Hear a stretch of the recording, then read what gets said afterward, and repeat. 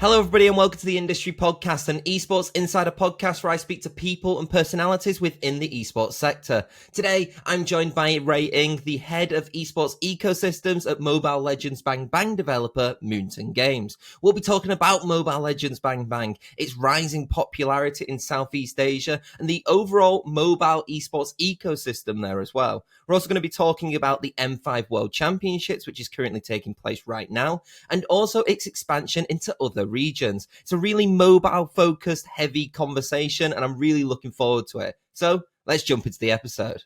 Ray, it's an absolute pleasure to have you on to speak mobile esports, to speak Mobile Legends Bang Bang. Right now, you are currently, in the midst of it, in the M5 World Championships. The tournament's just coming on right now. You're in the Philippines. Firstly, before we jump in, how have you found the M5 World Championships so far? Because obviously after this, it will be finished, but how have you found the event? Yeah, I think it's been absolutely amazing. We have more countries participated in this year. We just finished our World Cup actually last week, which involved, like I mentioned, involved more countries. And some of the dark horses really showing up, say Mongolia. And even the Saudis really performing well during the World Cup stage with Team Falcon.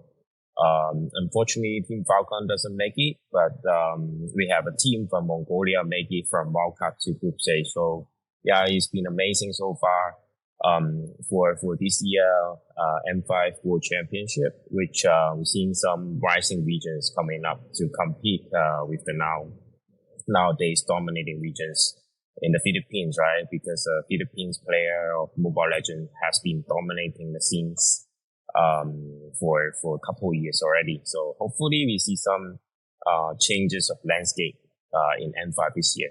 I do want to talk more about M5 in a second, but before we jump into it and about mobile esports in Southeast Asia, let's introduce yourself to the people here on the podcast. Sure. So could you give a brief introduction about your journey in esports and how you ended up at Moonton as the head of esports ecosystems? Yeah, absolutely. Hi everyone, this is Ray. I've been working in the industry for almost a decade.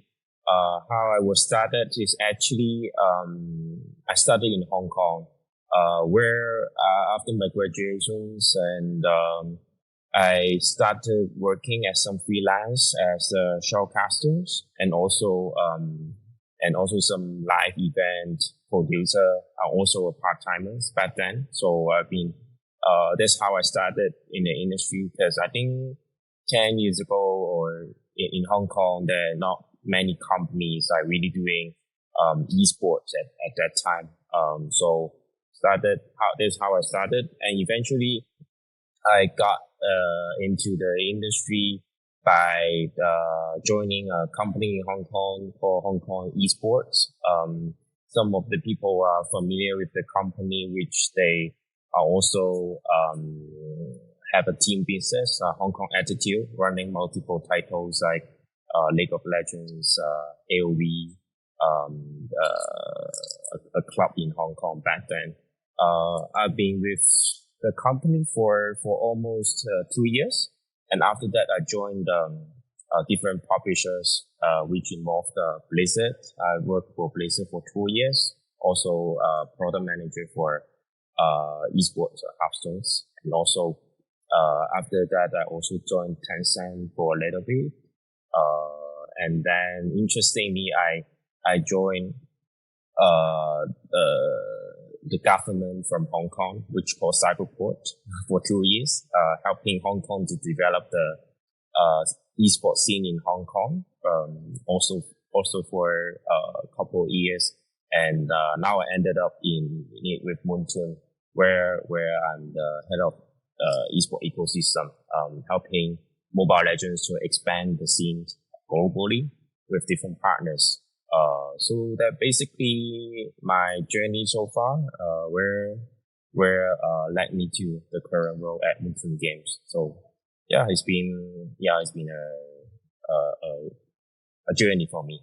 Basically an esports veteran, it seems, then at this point, right? Yes, correct.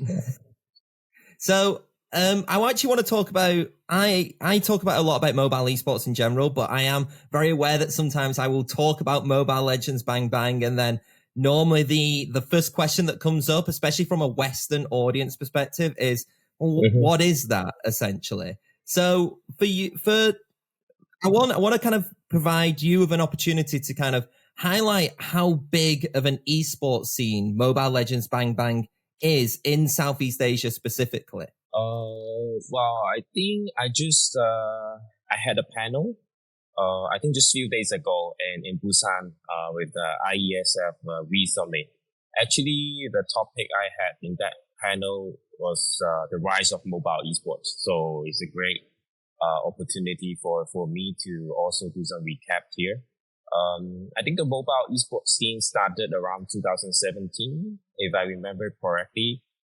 Back then, there's like a Vainglory, 3v3 mobile game title doing some kind of community esports, and also Clash Royale. Back then, they running some Clash Royale mobile esport tournaments.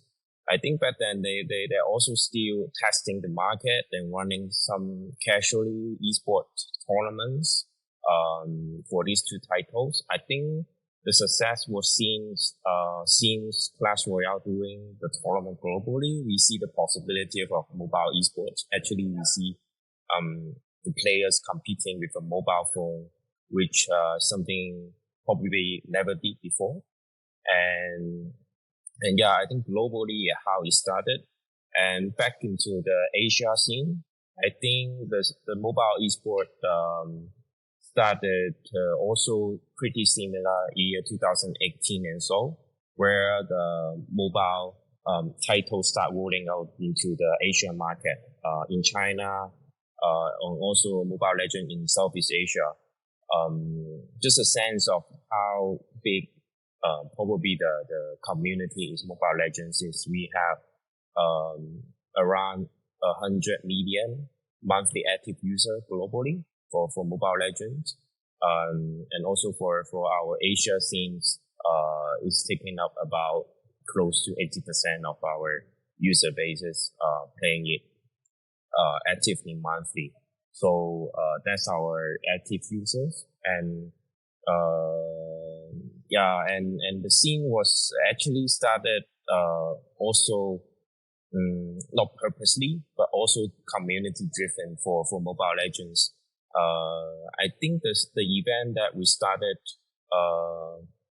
it actually not also an official Mobile Legend event. It all started in Indonesia in a shopping mall community event, which and community tournament being hosted in the Indonesia shopping mall with some of the teams back then, not even calling professional team, but just a community team playing in that shopping mall.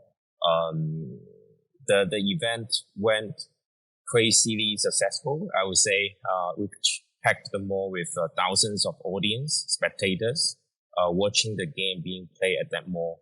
And at that time, it's also aroused some security concerns for that mall because thousands of people packed in the atrium just to watch the game being played on the stadium. So funny story is actually the mall after that event, the mall banned all Mobile Legends events to being hosted at the shopping mall, and because of the security concerns. I think that's the moment our management team started notice actually wow, the Mobile Legend community are really interested in this esport event. So that's how we started to think about we can actually, as a publisher, we can also run some official tournaments, setting up the schedule of our event for Mobile Legends. That's how it started in Indonesia, and also in the Philippines, Malaysia. We started doing some professional league. The league structure we established is like 2 seasons per year, and all lead up to the World Championship.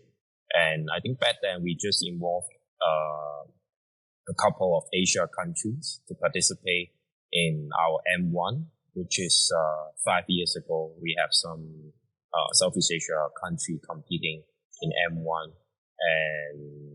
and how it started with Indonesia scene back then. With the viewership of season one, I think um, it just 70K PCU with season one MPL Indonesia, and fast forward to nowadays, if you look at the MPL Indonesia, it's generating 2 million PCU, which is one of the most popular league in the world right now. So I think that's how the scene has been exposed the last couple of years, where the mobile esports is really start rising up in the Asia scene, becoming one of the actually the leading genre of esport in the Asia scene, which is the mobile esport nowadays.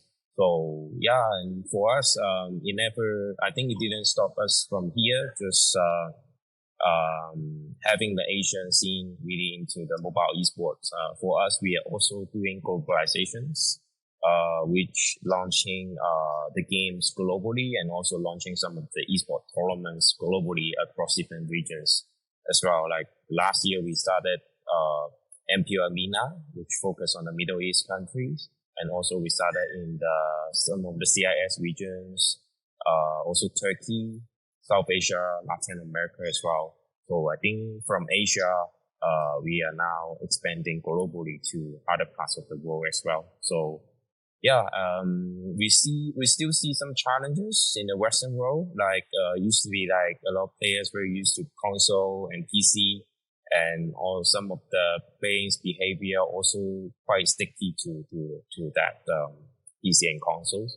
But I think with the new generation rising up and their habits, like more playing games with phone would be something becoming a habit and such, and probably maybe we change the scene in the future, like mobile esport in the Western world and be entering the mainstream as well. I think it's very fascinating, in particular when you talk about mobile esports and how like it is becoming more and more of a modern thing, especially when you bring out rising technology with mobile phones.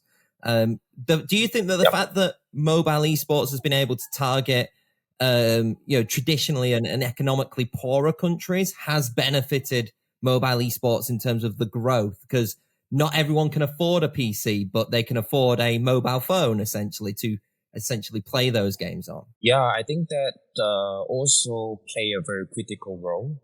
While how the Southeast Asia scene seems to be skipping the PC and console era and into the mobile esport era. I think in the Southeast Asia scene, we also see the community there. There's like back then actually there's a huge culture in the Southeast Asia scene in Indonesia and the Philippines. They have that kind of cyber cafe or net cafe culture where they can get access to PC and console game, because I think a couple years ago, also maybe a decade ago, not everyone can afford a PC or a console and in their family. That's why the culture was developed in the Southeast Asia scene. But I think there's still limitation of this penetration of cyber cafe in the Southeast Asia scene. So there's a growth of the community with the PC esports, but not as fast as it grows, because I think the limitation of the infrastructure. But with mobile game start rolling out into the market of Southeast Asia scenes, and with these like Southeast Asia also having an uphill of their economy, and which some of the people or some of the youngers start having their mobile phone, and where they can get access to gaming easier compared to maybe a decade ago. They need to go to a cafe or something to enjoy games. Instead, now they can play the game via their mobile. I think that's where the Southeast Asia scene started to rapidly grow with the mobile titles with whatever games being launched in the market, I think it acquire players very easily in Southeast Asia, I think 4 or 5 years ago. And yeah, that's helped to build our big community in Southeast Asia. And also because of that, as a Mobile Legends is also one of the esport competitive title. So I think it essentially it just naturally grows the need of esport because the game is very competitively, and also the players and the communities also have the behavior of watching some better players to play, and then they can also learn the skills from that. So yeah, I think so that's pretty much how the scene got exposed in the Southeast Asia country, with the mobile titles being one of the key driven esport title nowadays. One thing I do want to mention is the esports ecosystems that Mobile Legends in particular has, because it is, again, like from a Western mind coming over, like Mobile Esports has a franchise league system for the Philippines and for Indonesia. Why do you think that model works for those two countries in particular? Like you said, the Indonesia league has now 2 million peak viewers in the title, and the Philippines league again is showing growth again in terms of viewership. So why do you think that those titles, those countries in particular, work well with that franchise model? So if you are talking about the franchise system in our current Mobile Legends the ecosystem, right? So currently we have 2 franchise leagues. One is in Indonesia, and the other one is in the Philippines. So we launched the 2 franchise league in 2019, if I also remember correctly. Where I think the deciding factors for us to launch a franchise league is whether the market size is big enough, where we can attract enough capital for us as a sponsors to our league, which having a revenue share with all the teams owner. Because I think what we want to do for this franchise league is to make sure we have a very sustainable ecosystem where we wish and want every owners of the teams can be beneficial from the model that we are building. That's why we selected the 2 biggest market for Mobile Legends, Indonesia and the Philippines, where we launched the franchise league. I think ever since we started, we also constantly having conversation with our the team's owner, which play in the Indonesia and the Philippine leagues, whether or not they are happy with the current state of the revenue share, and also the vision and where we're heading to so far for the 2 franchise league. I think the feedback from the team's owner and also some of the other teams looking into joining the ecosystem, the franchise league system for Mobile Legends eSport, is we all hearing good words from the foundation we are setting up. They are satisfied with what we are building for these 2 countries for the franchise league system. That's the good thing, because it's also aligned with our belief that we want it to be sustainable, and also building a good ecosystem for that 2 particular markets. I think some of the questions we got in some of the networking event also being asked to us is how we can make it sustainable for these team owners. I think interesting scene in Indonesia and the Philippines is actually the operation cost for running a Southeast Asia team is not that expensive in that two particular country. So with the numbers of team itself, we have less than 10 teams for that two franchise league. So I think when we share the revenues to the owners for the team, it's just less than 10 teams to share, which each of the team can be getting a decent amount of revenue share.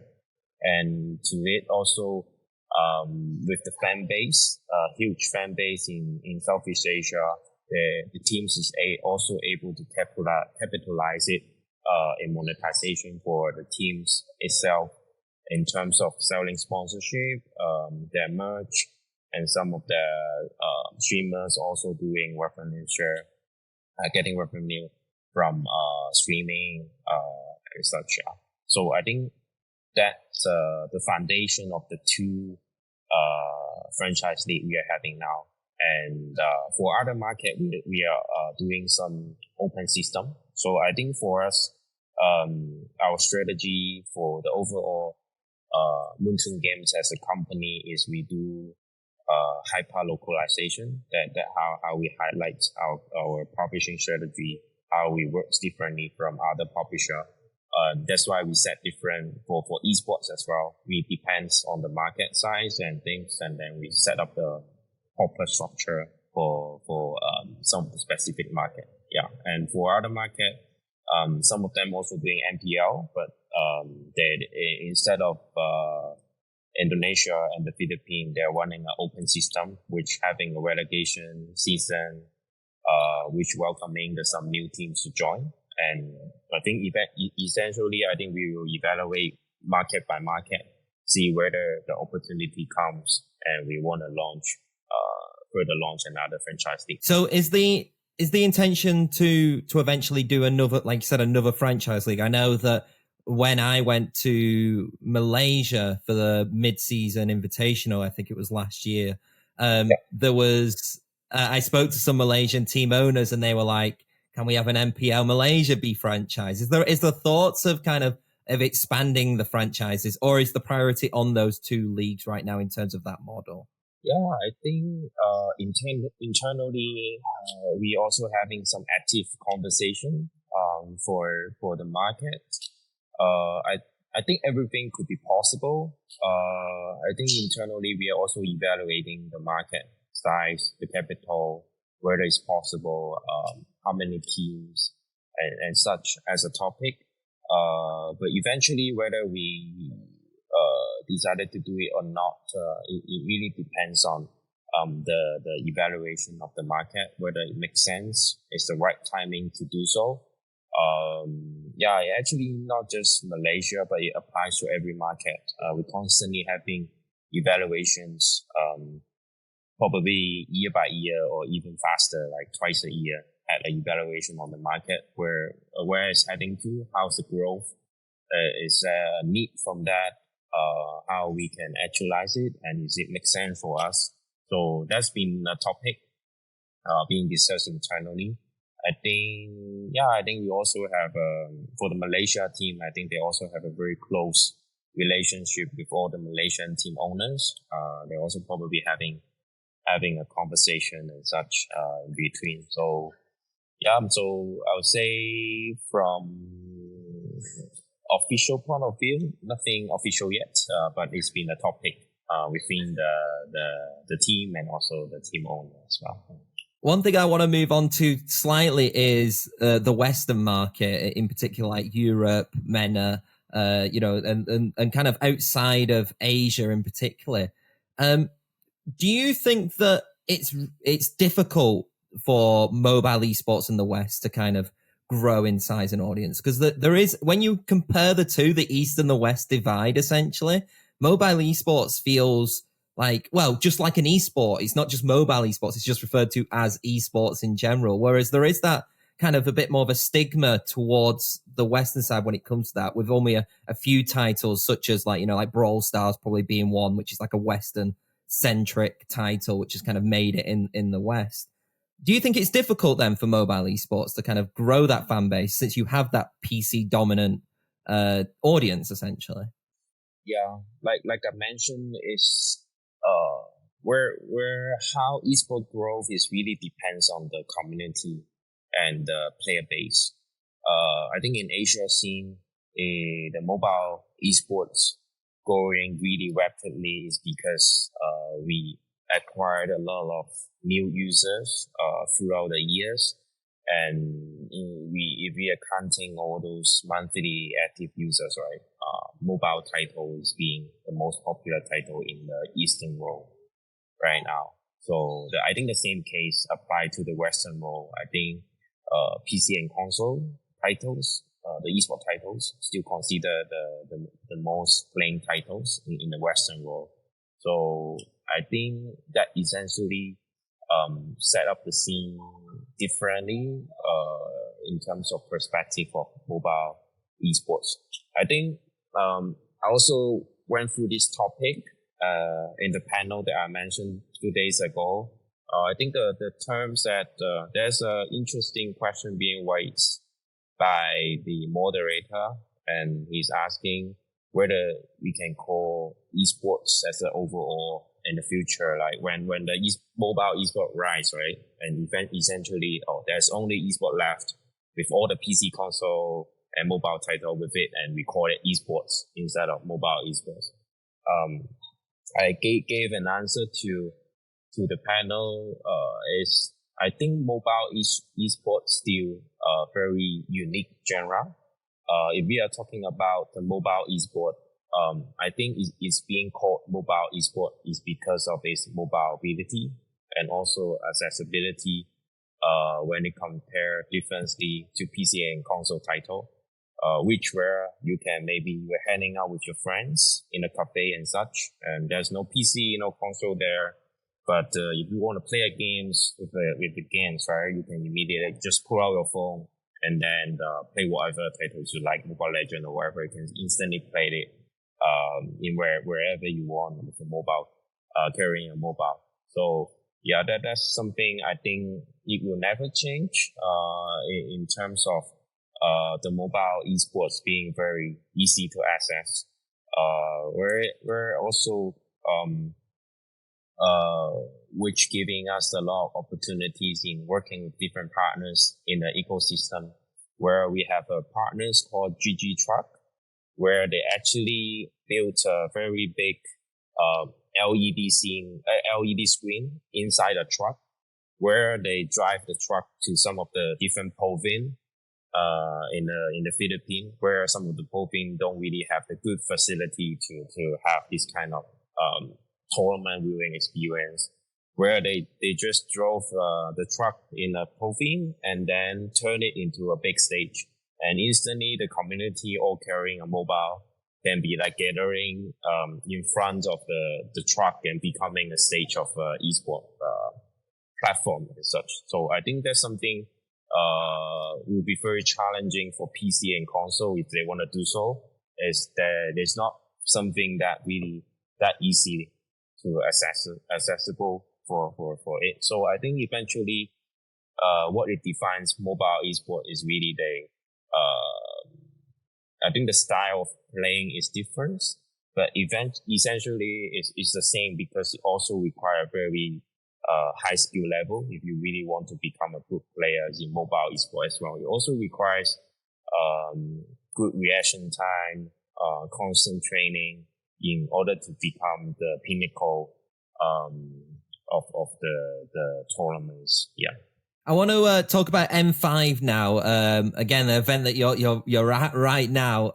One thing that was really interesting for me was the inclusion of a Chinese team to make it through to the wildcard stage. I believe that this was the first time that a Chinese representative was actually in the M World Championships. What do you talk about that expansion into China, and why? How was the decision to actually include a Chinese team into the M World Championships? Yeah, I think it's always been an important puzzle for us to include a China teams. That we obtained the license for Mobile Legends China versions in the China scene this year, so we get a license. That's why internally we all think it makes sense for us to include China team to compete in our World Championship. So yeah, I think that's also really a very good. China is also been a scene that proven is actually a mobile esport country, where the mobile titles in China they actually achieving very good viewerships and also having a very good monetization model in China as well. So I think China being one of the market that really have the scenes and the infrastructure is whereas we can acquire China teams and having them to play in the M5 World Championship will make a lot of sense. Yeah. So eventually we have one China team to represent the China regions in our M5 wildcard. Unfortunately, they just won one game throughout the journey, but I think it's also giving the regions a trial for the first season they join the World Championship. I think with the very good infrastructure in China, probably next year, after a year of training, probably they will get better in a sense that becoming a better teams and then to compete probably in M6 as well. So yeah, I think for us, having China's really means a lot to us and also to the community. Because before the China team confirmed to join M5, and after that, I think the overall Southeast Asia community really have a very active communications or active conversation of how China team will be performing in M5. So it's been really great that we have a China team representing in the regions this year in M5. And how interesting is it to have basically your World Championship take place in two different countries as well, right? So if I'm not mistaken, the finals right now, which is the main stage, is in the Philippines, and was it Indonesia, which was the wild card? Like, how did that come about in the sense of that you basically split in, well, the wild card obviously being a new stage as well for the World Championships, but how did you decide to split these and put these in two different countries? Yeah, the wild card we have in KL, Kuala Lumpur in Malaysia. I think we also want to give the Southeast Asia opportunities to host this international event because we are doing our 5 years anniversary event right now. We take a look back of M1, where it started is actually in Kuala Lumpur in M1. So I think it gives a sense of a community that is returning to Kuala Lumpur for the wildcard stage, where leading up to the Philippines, it will give the community in Malaysia a sense that, okay, this is a 5-year anniversary, and also Mobile Legends hosting a wildcard in Malaysia. It makes a lot of sense because when we are deciding the host country for the World Championship itself, if it can involve more countries, I would say why not, all right? Because the community will be really hyped and really be anticipating this event to go to their home country. So yeah, I think this year we have the wild card in Malaysia, then moving to the main stage in the Philippines.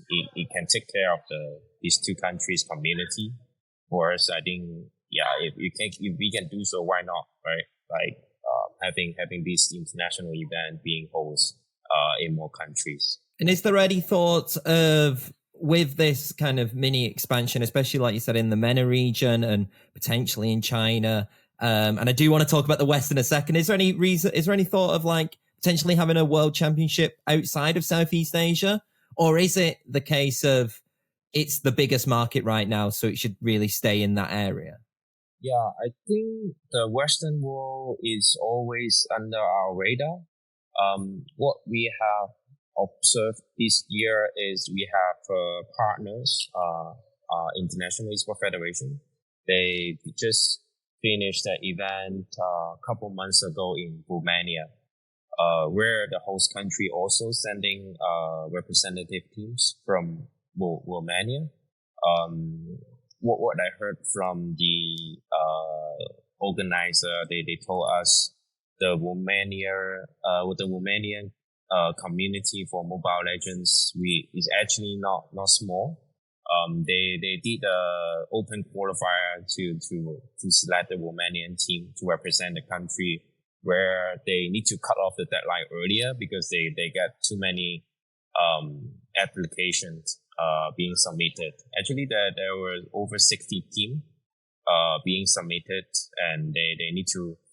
They were originally just planning a very small qualifier to get the Mobile Legends team to represent Romania. And eventually, they have to extend the event to a couple more days to finish up the event and select the Romanian team. So, yeah, I think that also surprised us, where the community is really having this kind of competitiveness thinking to form a team to compete in the qualifier in Romania. So it's just one single country in the Western world. So yeah, I think we've been constantly also looking at the new market and doing evaluation year by year. And of course, as a company, we have some focus area or focus country that we become our key markets in the coming years. But Western country is always under our radar, where we keep evaluating the market performance. I guess one thing that I want to mention before we end the chat is about kind of the North American scene with Mobile Legends. In particular, obviously, right now there is the Ohio brothers, which are competing at the M5 World Championships. I believe that there are 2 Brazilian teams which are also competing in the World Championships as well. How good is it to kind of see kind of more regions, kind of compete in the World Championships compared to when you had M1, for example? Yeah, I think to us, we call it World Championship. Definitely we want to involve more country around the world so that it is a World Championship, right? So with these new regions joining the scenes, it's really compete where our visions being set a couple of years ago. We really want to run a World Championship for Mobile Legends to involve more countries. And these new regions, some of them has been proven themselves as a rising dark horse. I think Turkish team really performing so well the last 2 international events, and they also performing quite well so far in this tournament. Hopefully they can go further. And this M5, we also have the team from Mongolia, which is a really competitive teams in the scenes. We started seeing Mongolian representing their region in some our partners event. In the Romania event, actually they got to top 4 across the 60 countries. So with a small country having just 3 million populations to produce a team like that competitively, it's really amazing to see how these small regions can compete in a global level. So yeah, I think for us, seeing these new regions being involved in our World Championships, it means a lot to us. But I think it also means a lot to their community. Because it'll be like, that's actually a path for them to looking forward to. Like they can actually form a team to compete in their regions, and essentially if they're that good enough, they got a chance to play in the World Championships. That path is really meaningful to all these countries. They really stand a chance to compete in the pinnacle or the best setting or the best tournament in the world to represent their country as a team. And going into 2024 then, obviously the all focus right now will be on the World Championship right now, but going into next year, what are like some of kind of your personal goals for Mobile Legends esports, but then also, Mobile Legends' goal for the esports ecosystem for next year? Yeah, I think with a couple more days or 1 or 2 weeks later, we're probably having more announcement, announcing our roadmap for 2024. I think as I'm leading the ecosystem for Mobile Legends, we want a more open ecosystem, which allowed all our partners where they want to host Mobile Legends tournaments in their regions, no matter locally or globally, they can easily do it. So we will be launching some of the tools which helping these tournament organizer easier to organize this event. And also we are expanding some of our partners event. I think this year has been amazing. We have working with One Esports for MPLI, and also they're doing One Esport community tournaments, which make a lot of sense to the ecosystem where they take care of the amateurs and also the pros. And another partners that we have worked together this year is ESL, being included Mobile Legends to their Snapdragon Pro series, which I think we both happy of what we have achieved in that tournaments. From that perspective, they expanding the product to more titles, and from our point of view, ESL has been a very good partners as well. The creativeness from their Snapdragon Pro series, also something very interesting where they had that community tournaments in the earlier stage and selecting some of the best team from community, the amateur teams, to compete with the pro teams being invited to their circuit. I think that really gave a sense that how the amateurs and the pros are being taken care of from the tournament itself, having this escalated path for them to meet the pros as well. Because I think it's not easy for these community teams to play against a pro team, because the pro teams have their own schedule of screaming with another teams and have their calendar of playing. So I think that structure is also being creatively cultivated by ESL as well. And not to mention, we have other partners. We had SEA Games, having Mobile Legends as one of the medal titles.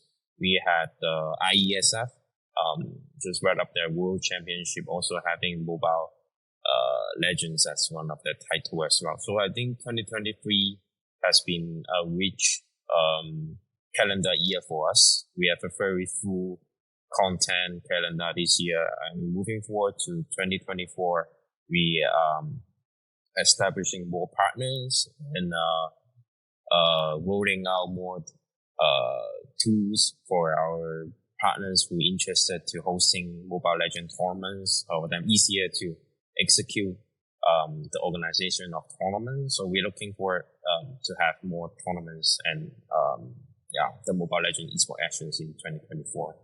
Ray, it's an absolute pleasure to have you on to chat with you. I could probably go on for another hour or so, but I know that you've got an event behind you, which is still currently going on. So I do appreciate the time. Yeah, I appreciate the time, Tom. It's been a pleasure to share this knowledge to you and the audience. And that's it for today's The Industry Podcast. If you do like what you see or what you hear, then don't forget to share this podcast around on any social media network or any streaming platforms that you currently watch or listen this to. It was a pleasure having Ray on, and I'll see you in the next episode.